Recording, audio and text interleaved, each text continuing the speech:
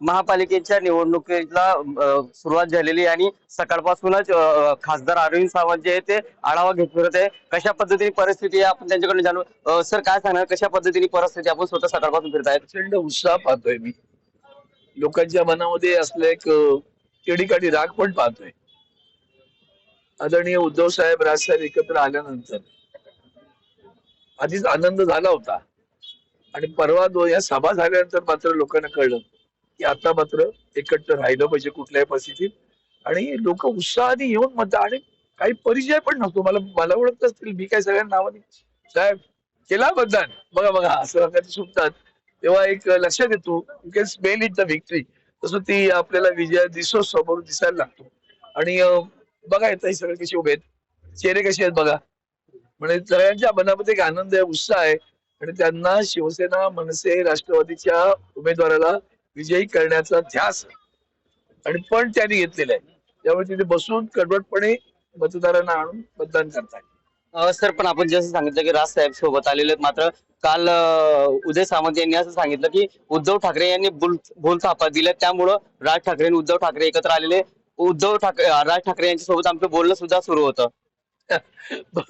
मला वाटतं क्रेडिबिलिटी नावाचा एक शब्द आहे इंग्रजीमध्ये.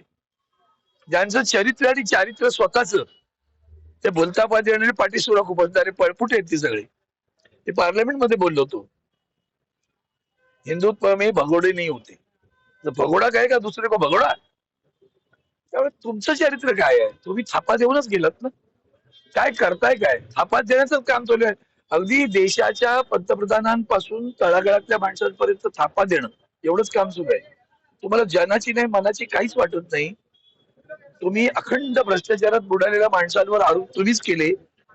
तुम्हीच गाडीवर पुरावेत म्हणून सांगितलं. मुख्यमंत्र्यांनी चक्की पिसिंग म्हणाले, मांडीला मांडी लावून बसले. देशाच्या पंतप्रधानांनी बाहेर राजकीय बोलणं ठीक आहे, पार्लमेंटमध्ये बोलले, अशोक चव्हाणांचं नाव घेऊन बोलले. 75,000 करोड का घोटाला व्हा म्हणाले. चरित्र आहे तुम्हाला, तुमचं स्वतःचं चरित्र सुधारा आणि मग आरोप करा दुसऱ्यांवर. सर अनेक जागांवरती शाही पुसली जाते असा आरोप केला जातोय, शिवसेनेकडनं केला गेलेला आहे. स्वतः राज ठाकरे सुद्धा बोललेले आहेत की मार्कर पेनचा वापर केला गेलेला आहे. अनेक वेळा शाई लावली जाते होती, पण आता मार्कर लावले जाते आणि त्याच्यामुळे जे आहे ते बोटावरची शाई जी आहे ती पुसली जाते असा आरोप केला जातोय. खरंय, तुम्हाला सांगतो नुसतं शाही पुरता नाहीये बरं हा विषय. तुम्ही मतदार याद्या बघा. मी काल रात्री सुद्धा जवळजवळ 1-1.5 वाजेपर्यंत फिरत होतो. अनेक शाखांना रात्री सुद्धा भेटी दिल्या आणि मतदार यादीतलं घोळ तर मला आम्ही जे सांगत असतो ना, माध्यमांना विनंती सत्य दाखवा बरं का. मी काल वर्णीच्या शाखेत आणि त्या शाखेमध्ये आमच्या पद्मजा चेंबूरकर उभ्या आहेत. यादी आली, यादीत एकूण मतदार किती 1204. यादीमध्ये यादीचा क्रमांक 34, त्या 34 क्रमांकाचे 704. यादीचा क्रमांक 57 पुढचा, त्याच्या पुढचा यादीचा क्रमांक 97. हे सगळे एका यादीत. आणि त्याची उरलेली माणसं कुठे, थोडी इकडे थोडी तिकडे. टेबलवरचा माणूस गोंधळलेला आहे. तुमचं ऍप बंद आहे बरं, पोर्टलवर जा तुम्ही, ऍप बंद आहे त्यांचं. मग लोकांनी शोधायचं कुठं. मी सकाळी मतदान करायला गेलो तर माझ्या शिवडीतला माणूस मला ऍपवर दाखवतो, साहेब बघा माझा नंबर आहे 183 नंबर आहे. हे सांगतात तिकडे नाही, तुम्ही 44 मध्ये जा. 44 मी सांगतो तुझं नावच नाहीये. काय करेल सांगा मला. म्हणजे तुम्ही जाणीवपूर्वक हा गोळ घालता. कारण तुम्हाला माहितीये आता मराठी माणूस पेटून उठलाय. कशाला, भूमिपुत्र पेटून उठलाय. त्या भूमिपुत्रांमध्ये पिढ्यानपिढ्या राहणारी माणसं आहेत सगळी. त्यांना असं वाटतं आम्ही इतके वर्ष गुन्ह्यागोविंदाने राहतोय ना, मग कशाला तुम्ही बिबा घालता मध्ये. तर हे सगळे पेटून उठलेले आहेत. ते मतदान होऊ नये यासाठी असा गोंधळ घालून ठेवायचा. मग तो माणूस 4 वेळा नाचला का निघून जातो ना. हे पण कटकारस्थान नाही की नाही सांगा. हा कपटीपणा आहे. आणि कपट कोण करू शकतो, देशामध्ये एकच पक्ष आहे ना कपटी कारस्थानी. त्याच्याविषयी पलीकडे काय बोललं पाहिजे आणखी. एवढे सौजन्यपूर्वक शब्द आहेत तेवढेच वापरू शकतो. नाही पण मुख्यमंत्र्यांनी असं सांगितलेलं आहे की उद्याचा जो लागणारा निकाल आहे त्या निकालासाठी काहीतरी पुरावा किंवा काहीतरी विरोधकांना सांगायला पाहिजे की कशामुळे हारलो, त्यामुळे हा सगळा प्रकार केला जातोय. आम्ही सत्य बोलतो, तुम्ही सत्य बोलायला काहीतरी शिका. मी आता तुमच्या पंतप्रधान पासून त्यांचंच नाव घेऊन बोलतो आता. हो, चक्की पिसीचं काय झालं सांगा. आयुष्यात सत्य काहीतरी बोला. तुमचं आणि सत्याचा वावडा आहे. तुमचं फक्त सत्तेशी चक्की आहे, सत्याची वावडा आहे. सत्तेची शक्य आहे, सत्तेसाठी काही करीन.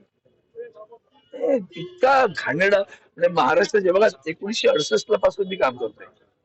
1968 ची मला समजणारी पहिली निवडणूक, तेव्हा मी या चौक सभा घ्यायचो.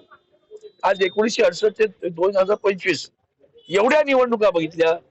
एवढ्या निवडणुकीमध्ये त्यांनी सांगावं, तेही माझ्यावर आमदार होते, मी आमदारही होतो पूर्वी, सांगावं त्यांनी बिनविरोध किती आले होते, असे आले होते का कधी? तुम्ही 2 दिवस दाखवताय ना पैसे वाटप आणि पुढे नाव नाही सांगत. तुम्ही पण फार चालक का, तुम्हाला दम दिलेला असेल वरून, इथे पैसे मिळायचे. कोणी पकडलेला माणूस कोणाचा होता सांगा ना, नाही सांगत. लाडवावर सिंबल होता, निशाणी होती म्हणून कळलं बरं लाडू कोणाचे आहेत ते.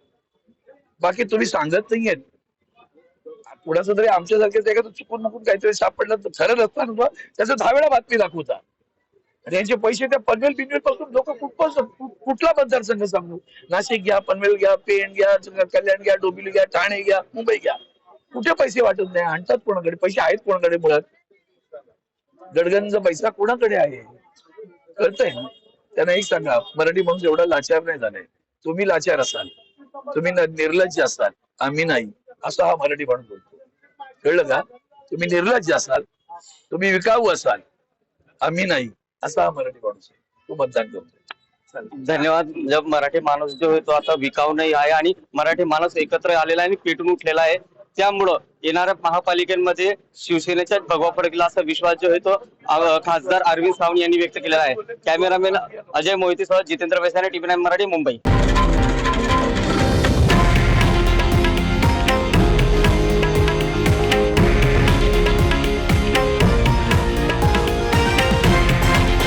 हे आहे देशातील नंबर 1 न्यूज नेटवर्क आणि आपण पाहत आहात TV9 मराठी, एकमेव.